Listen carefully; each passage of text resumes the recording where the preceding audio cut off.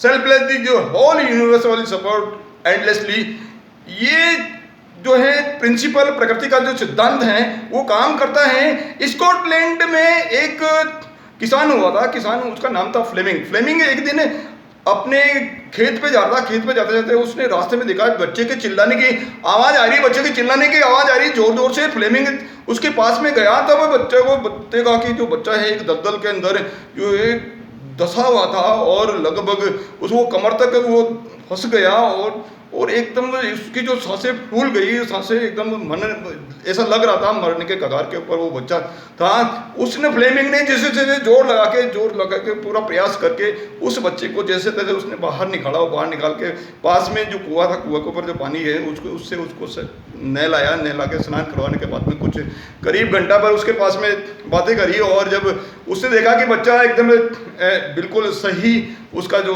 मानसिक स्थिति एकदम सही होगी, बच्चा हंसने खेलने लग गया, और उसके बाद में फिर वो बच्चे ने कहा, वो बोले मैं मेरे घर चला जाऊंगा।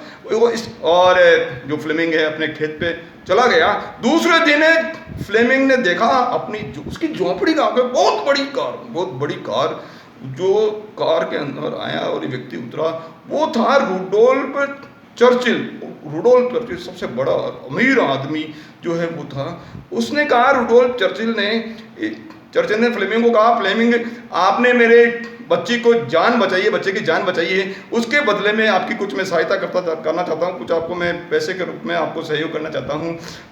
और उस फ्लेमिंग ने कहा ये तो मानवता है, ये बचाना मेरा जो है दायित्व था, धर्म था, इसके अंदर पैसे का कोई लेन देन की कोई बात है ही नहीं है। चर्चिल बोला, इसमें कोई पैसे की लेन देन नहीं है, आप इतने बड़े आदमी मेरे घर आए, मेरी झोपड़ी में आए, यही मेरे लिए एक सौभाग्य की बात है, और आपको बहुत बहुत धन्यवाद है। बोले ऐसा कुछ नहीं है, मेरे को कुछ नहीं चाहिए। उसने कहा, चर्चिल ने कहा, नहीं ऐसे काम नहीं चलेगा, आपको कुछ तो मेरा जो है मन मान नहीं रहा, आपको कुछ मैं सहायता करना चाहता हूँ। उतनी ही देर के अंदर चर्चिल ने देखा कि फ्लेमिंग की झोपड़ी में से दौड़ता हुआ एक बच्चा आया, और चर्चिल ने रुडोल्फ से पूछा, बोले ये बच्चा आपका है? तो फ्लेमिंग ने कहा, बोले हाँ। बोले फिर ये आपका बच्चा वहाँ पढ़ेगा जहाँ मेरे बच्चे की जो एजुकेशन होगी। We will teach both in very high educational college, बहुत बड़ी कॉलेज के अंदर हम पढ़ाएंगे। और उन्होंने बड़ी एक कॉलेज के अंदर या इंस्टीट्यूट के अंदर उसका स्कूल के अंदर एडमिशन डलवाया, और आगे चल के वो बच्चा सेंट मैरीज मेडिकल कॉलेज, जो लंदन की सबसे बड़ी मेडिकल कॉलेज थी, उसके अंदर उसका एजुकेशन हुआ, और आगे चलकर वो बच्चा जो है प्रसिद्ध वैज्ञानिक बना। वो बना अलेक्जेंडर फ्लेमिंग, जिन्होंने 28 सितंबर 1928 को वर्ल्ड का पहला पेनिसिलिन का एंटीबायोटिक का इन्वेंशन आविष्कार किया, पेनिसिलिन का आविष्कार किया 28 सितंबर 1928 को फ्लेमिंग अलेक्जेंडर की ये कहानी। अब कहानी का नया मोड़ देख लीजिए। चर्चिल के बच्चे को फिर क्या आगे चल के क्या वो निमोनिया हो गया, और उस निमोनिया वो किससे ठीक हुआ? इस पेनिसिलिन से वो बच्चा ठीक हो गया, और वो आगे चलकर वो क्या बना? 2 बार ब्रिटेन का 2 बार प्राइम मिनिस्टर बना, नाम था विंस्टन चर्चिल 2 बार प्राइम मिनिस्टर बना। यानी भलाई पलट के आती है। अलेक्जेंडर को 1945 के अंदर मेडिसिन का नोबेल पुरस्कार मिला, और उनको लोगों ने कहा, बोले आपको करोड़ों रुपए मिलेंगे, इसको आप पेटेंट करवा लीजिए। फ्लेमिंग अलेक्जेंडर ने मना कर दिया, बोले नहीं, ये फ्री ऑफ कॉस्ट जो चलेगा। और उसके कारण से आगे सेकेंड वर्ल्ड वॉर के अंदर 30 लाख सैनिकों को जो पेनिसिलिन के कारण से, इस एंटीबायोटिक के कारण से वो जिंदा रह पाए, उनका भलाई हो पाई। तो ये है भलाई पलट के आती है। यानी if you support the world selflessly, the whole universe will support endlessly. इस कहानी से आपको पता पड़ गया होगा एक झोपड़ी वाला बच्चा कितना सुप्रसिद्ध जो है वैज्ञानिक बन गया और एक बच्चा जो है प्राइम मिनिस्टर बन गया। यानी भलाई, आपस में भलाई का, ये भलाई का काम, ये भलाई का जो है नतीजा है। तो आपको भी भलाई का काम करना है। आप घर बैठे अभी भलाई कर सकते हो, आप भलाई कर सकते हो। आप इस माहौल के अंदर, जब नकारात्मकता का माहौल अभी बना हुआ है, उसको सकारात्मकता में बदलने का जो काम है वो अभी सबसे बड़ा काम है।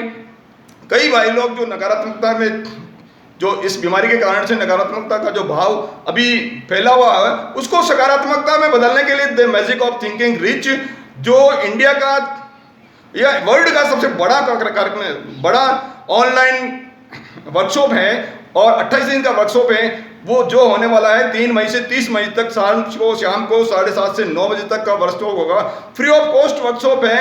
आप खुद इसको लिंक जो दिया गया लिंक है, उसको आप अपने लिंक से रजिस्टर कीजिए और इस लिंक को अपने मिलने वाले, चाहे आपके रिलेटिव हो, आपके फ्रेंड्स हो, आपके जितने भी, जो भी आप सोचते हो कि उनका भला आपको करना है, आपको आपके मिलने वालों को थोड़ा सा भी आप उनको जो थॉट है उनको रिफॉर्म आपको करना है, नेगेटिविटी को पॉजिटिविटी में बदलना है। और ऐसे चाहे आप स्टूडेंट जिनका पढ़ाई के अंदर मन नहीं लगता है, इस प्रोग्राम को सुनने के बाद में उनका मन लगना लगेगा। जितने आप काम कर रहे हो उसका अकॉर्डिंग, उसके अनुरूप आपको सफलता प्राप्त नहीं हो पा रही है, ये सुनने के बाद में आप उसके अंदर काफ़ी कुछ आपका बदलाव होगा। यानी आप चाहे स्टूडेंट हो, चाहे आप नौकरी कर रहे हो, सरकारी नौकरी कर रहे हो, प्राइवेट नौकरी कर रहे हो, या बिजनेस कर रहे हो, या आप बच्चे हो, चाहे आप युवा हो, चाहे आप वृद्ध हो, चाहे वयोवृद्ध हो, जिस भी एज के अंदर हो, जिस भी प्रोफेशन के अंदर हो, हर स्थिति के अंदर इस यानी कोई भी व्यक्ति इस the magic of thinking rich season 3 1 और 2 मैंने अटेंड किया है, और अटेंड करने के बाद में मेरे के अंदर काफ़ी कुछ बदलाव आया। उसके विश्वास पर ही मैं आपको बोल रहा हूँ कि the magic of thinking rich, जिसको 1 करोड़ के लगभग लोगों तक पहुंचाने का टारगेट है, ये निःशुल्क जो वर्कशॉप है, उसमें ये नकारात्मकता को सकारात्मकता बदलने के अंदर ये जो BSL सर का जो थॉट है, उसमें सहायता आप कीजिए। इसमें आप सहभागी बनकर जो थॉट है, सहायता करने का जो थॉट है, दूसरों को सहायता करने का जो थॉट है, दूसरों की सहायता करके आप आपस में, हम इस समय आपस में जो है थॉट को परिवर्तन करके, रिफॉर्म करके और एक दूसरे की सहायता करके